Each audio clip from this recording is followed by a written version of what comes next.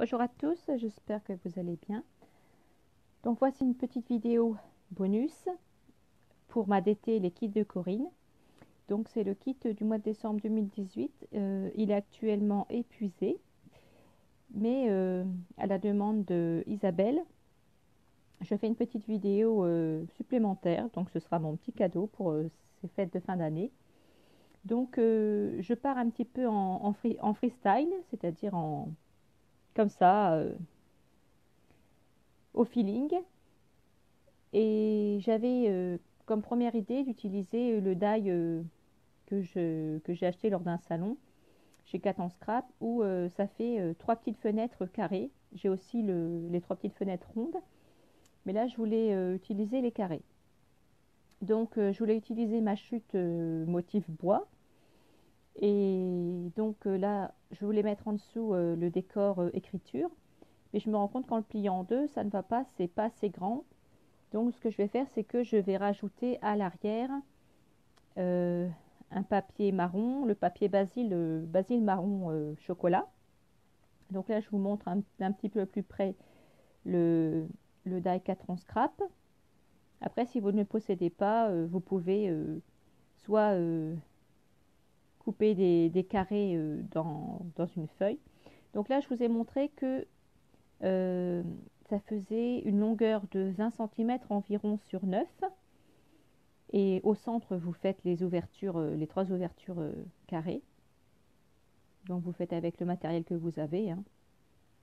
Soit vous découpez au cutter, soit vous prenez un die et vous le mettez à un écart, à une dimension d'écart équivalent. Donc voilà, j'ai collé là-dessus. Et donc je pars un petit peu à l'aventure comme ça. À la base, je me dis, bon, je vais faire un marque-page. Et au fur et à mesure de l'évolution de ma réalisation, je me dis, bon, bah, ça, je pourrais faire comme ça. Là, je vais faire un raccord. Donc, je pars d'une idée de base et après, j'adapte. Voilà. Donc, la petite languette qui dépasse, je vais la coller sur la base du basil marron. Et en dessous, le décor en dessous, les petits carrés, les ouvertures, les trois ouvertures, je voulais mettre le papier avec le décor sapin. Et du coup, je me dis, bah mince, on voit les écritures en dessous. Voilà, donc là, ça fait comme un marque-page que l'on peut ouvrir. Et là, je me dis, pour pouvoir, pour que l'on puisse voir ce décor sapin en dessous, il faut que je découpe les carrés. Donc, je prends mon cutter de précision et je vais découper les petits carrés pour que ça fasse des fenêtres en fait.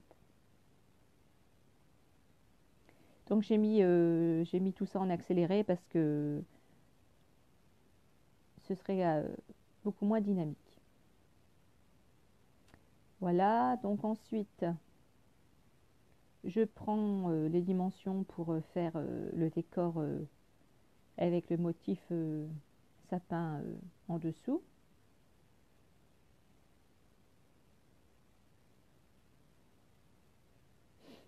Et ensuite je le colle.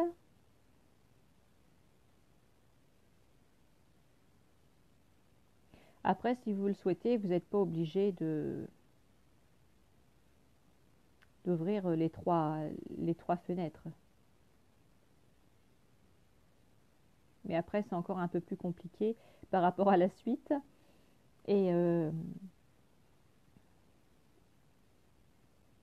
donc, je poursuis, j'ouvre les deux autres fenêtres avec mon cutter. J'ai mis en pause à un moment donné parce qu'il y a quelques détails de fignolage qui sont pas indispensables à voir dans la vidéo. Donc je trouve que ça fait joli cette transition entre le décor bois et les écritures autour. Et ça fait une sorte de languette. Donc là, j'utilise mon matériel. Donc c'est des die assortis au tampon de chez Lonfon. Et on le découpe. Donc on le tamponne d'abord sur un petit papier. Donc là, je vais utiliser le dos des carrés. Comme c'est un vert clair, ça va bien aller avec le décor en dessous. Et après, avec le petit die, on le place bien. Alors moi, j'ai utilisé ma plaque métallique de ma Big Shot, mais si vous n'en avez pas, vous mettez un petit bout de masking tape pour bien tenir le die, comme c'est assez minutieux. Voilà. Et après, il y a une petite languette que vous collez sur l'ouverture à l'extérieur. Voilà. Donc je vais faire ça pour les 3 petits oursons. Alors ça peut paraître un petit peu enfantin. Bon, moi je trouve ça mignon. Il y en a à qui ça plairait moins par rapport au monde des adultes. Bah, après, chacun ses goûts, hein. Voilà. Donc là, j'ai mis dans les petites fenêtres. Je cherche un sentiment. Donc je vais prendre l'esprit de Noël pour mettre un petit titre en dessous. Je vais découper en forme de bannière de chaque côté. Donc je fais une petite coupe au milieu et après je rejoins par rapport aux extrémités. Je vais le coller en dessous pour mettre un sentiment.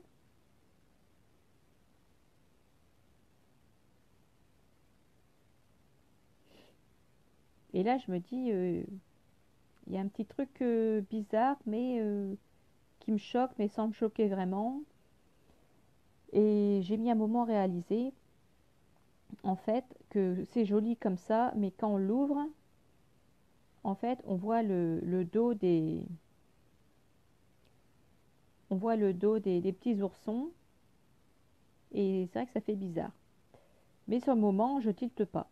Bon, alors là, je vous montre que l'on peut s'en servir comme marque-page et l'offrir comme un marque-page.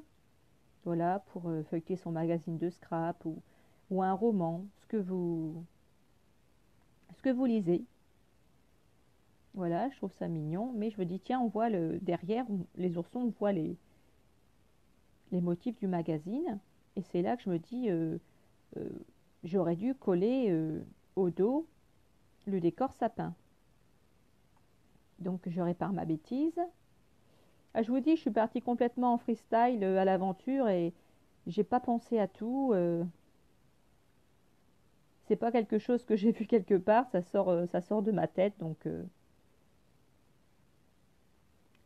je l'élabore au fur et à mesure. Voilà, donc je vais faire le décor en dessous. Et là, je me dis que l'on pourrait très bien aussi s'en servir comme une carte. Alors, soit comme un marque-page et vous mettez un petit mot à l'intérieur au moment de l'offrir, soit vous pouvez l'offrir comme carte. C'est pour ça que je vais rajouter un petit bout de papier plus clair, toujours un papier de la collection, mais le papier où au dos c'était, je ne sais plus. En tout cas, c'était le motif, on va peut-être le voir ici.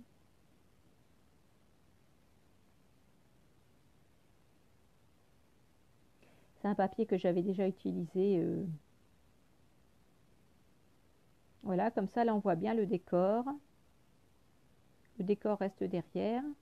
Et à l'intérieur, pour pouvoir écrire un petit mot, je vais centrer un papier clair sur lequel on pourra écrire.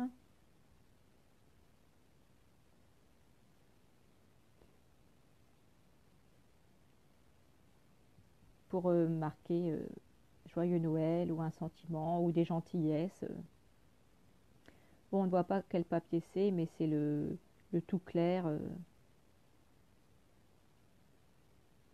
avec des petites lignes.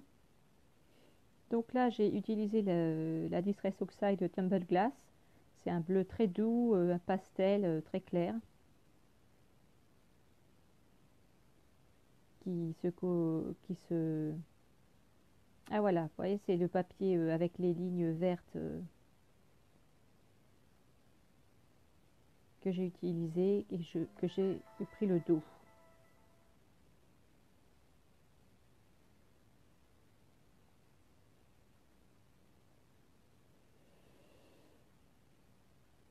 Voilà, donc là j'ai bientôt fini la réalisation.